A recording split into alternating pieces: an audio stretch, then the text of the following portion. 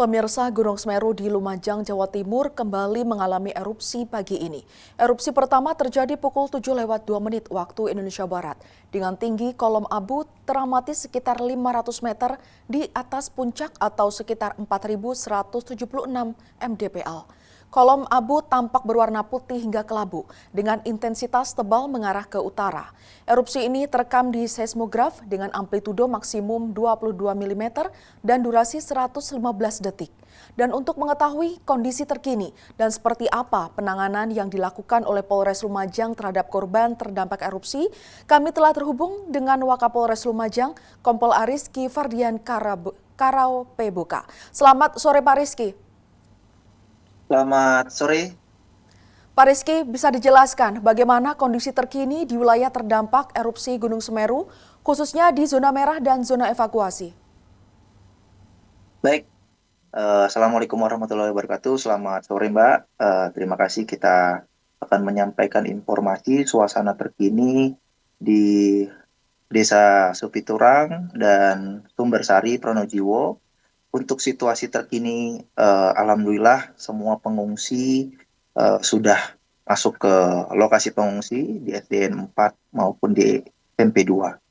Untuk lokasi rawan, kemudian rumah-rumah yang terdampak secara langsung yang bisa kita selamatkan, sudah kita bantu untuk evakuasi barang-barang berharga. Kemudian barang-barang yang mungkin tidak bisa diselamatkan, seperti mungkin rumah yang hancur atau mungkin rumah yang sudah terendam abu vulkanik, itu tidak bisa diselamatkan lagi. Sampai saat ini, sampai siang, seluruh warga yang terdampak di zona merah itu sudah tidak ada lagi karena sudah kita berikan himbauan. Nah, waktu paling lambat pukul 13.00 warga yang terdampak wajib sudah keluar. Apakah aktivitas vulkanik Semeru saat ini menunjukkan peningkatan atau sudah mulai stabil? Kita terus waspada, Mbak, karena ini sekarang masih levelnya masih awas ya. Jadi sewaktu-waktu uh, peningkatan pasti akan ada, tapi kita memiliki uh, perkiraan juga tim early warning yang cukup baik ya, sehingga ketika amplitudo maksimal itu muncul ya, sekian 10 atau 15 atau bahkan 40 ke atas, kita bisa mengantisipasi ya. Artinya mengantisipasi ini seluruh wilayah yang zona merah itu sampai saat ini sudah steril, ya sudah tidak ada lagi. Begitu, Mbak.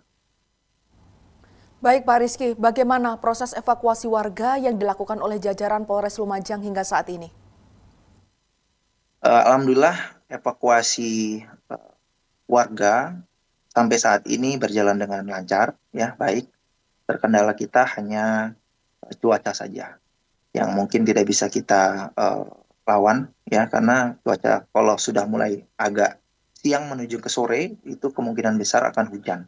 Tidak bisa dipastikan karena beberapa waktu belakangan ini 7 sampai 8 hari ini selalu siang menuju sore itu pasti hujan.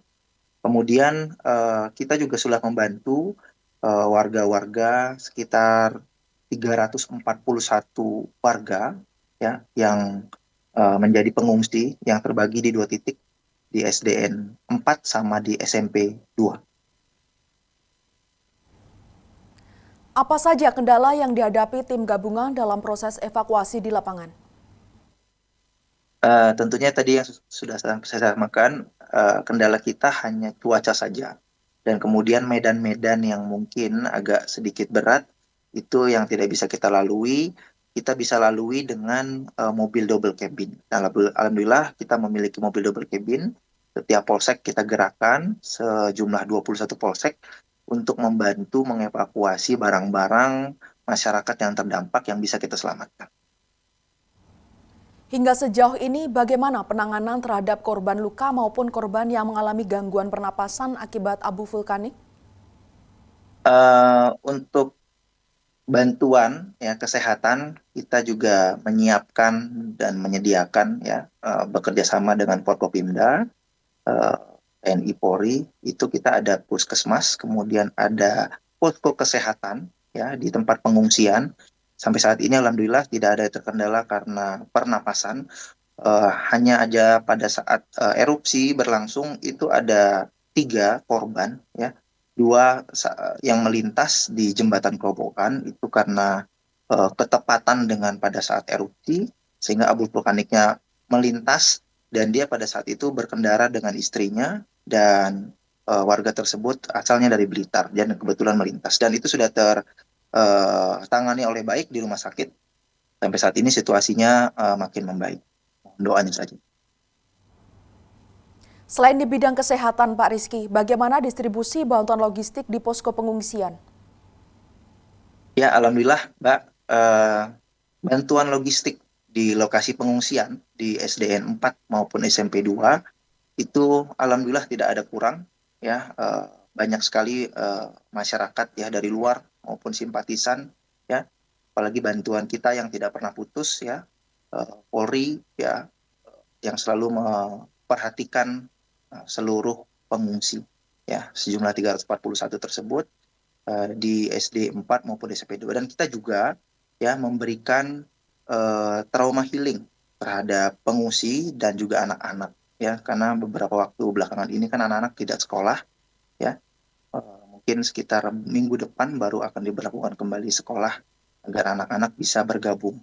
Untuk SD yang terdampak ini, Mbak, akan digabungkan kepada SD anak-anak yang sekolahnya SD 2, ya, yang habis terdampak itu akan dipindahkan bergabung kepada SD 4 sehingga anak-anak yang terdampak untuk tetap bisa bersekolah.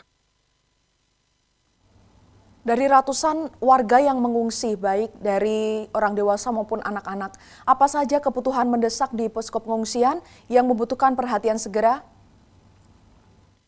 Ya, kebutuhan yang dibutuhkan oleh pengungsi ya tentunya kebutuhan dasar ya Mbak ya.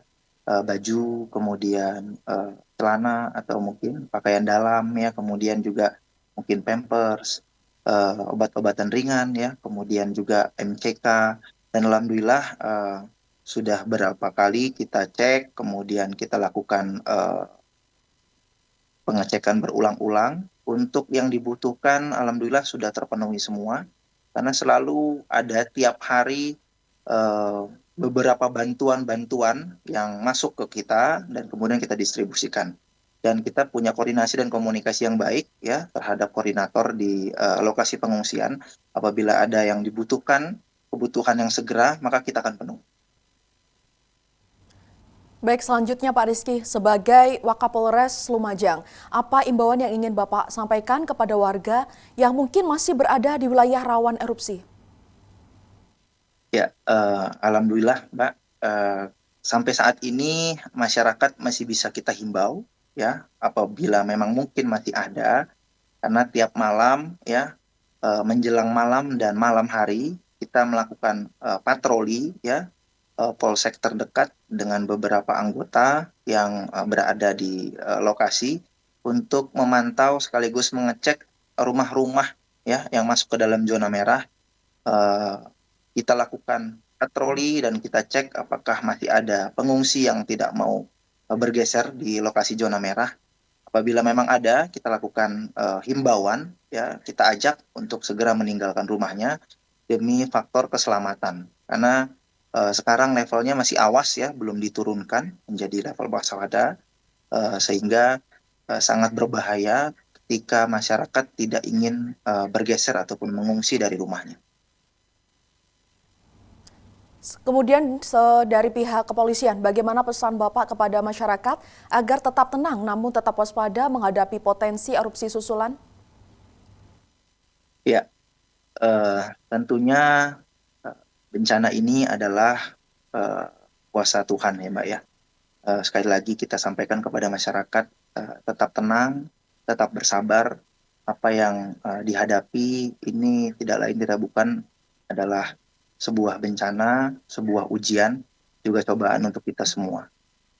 Apa yang dirasakan oleh seluruh masyarakat, kami pun ikut merasakan. Kami hadir, ya, Polri hadir untuk masyarakat akan selalu bersama-sama eh, dengan masyarakat yang terdampak agar tidak panik, agar tidak sedih, apa yang dibutuhkan oleh masyarakat, insya Allah kami selalu hadir. Berikutnya, Pak Rizky, apa langkah jangka pendek yang sedang disiapkan oleh Polres Lumajang untuk mengantisipasi perubahan situasi Gunung Semeru? Ya, langkah-langkah yang kita lakukan tentunya sesuai dengan SOP, kita eh, membuka posko, ya Mbak ya, di dekat lokasi pengungsian maupun kita juga membuka dapur lapangan Polri, ya, bekerja sama dengan Brimob Polda, dan di situ juga ada BKO personil Polda yang berada di posko untuk bisa membantu ketika situasi menjadi berubah, memberikan himbauan juga sekaligus memberikan bantuan kepada masyarakat, ya mungkin zonanya merahnya sudah bergeser atau mungkin ada erupsi susulan sehingga kita bisa mengantisipasi lebih cepat early warning kita untuk bisa disampaikan kepada masyarakat yang bukan berada di zona merah tapi berada di dekatnya. Jadi langkah-langkah ini kemudian kita koordinasi kepada instansi terkait, ya, kemudian tentunya pimpinan juga memberikan langkah-langkah yang tepat untuk kita lakukan. Seperti kemarin kita alhamdulillah tahun 2025 ini Mbak tidak ada korban ya satupun, sehingga ini menjadi eh, perbaikan-perbaikan dari setiap erupsi yang terjadi dari tahun ke tahun. Dan ini menjadi prestasi bagi kita semua. Hanya saja yang harus diantisipasi adalah masyarakat harus tahu dan sadar bahwa erupsi di sekitar zona merah itu bisa berubah untuk lokasinya. Begitu, Pak. Kemudian adakah evaluasi khusus dari operasi evakuasi hari ini, Pak Rizky, yang dapat menjadi bahan perbaikan untuk penanganan berikutnya? Ya, evaluasi kita lakukan terus tiap hari untuk kita berikan antisipasi kepada seluruh masyarakat. Yang harus kita waspada ini adalah masyarakat-masyarakat yang masih ingin tahu situasi dan kondisi secara langsung di lokasi, ya, dan ingin mencoba melihat secara langsung.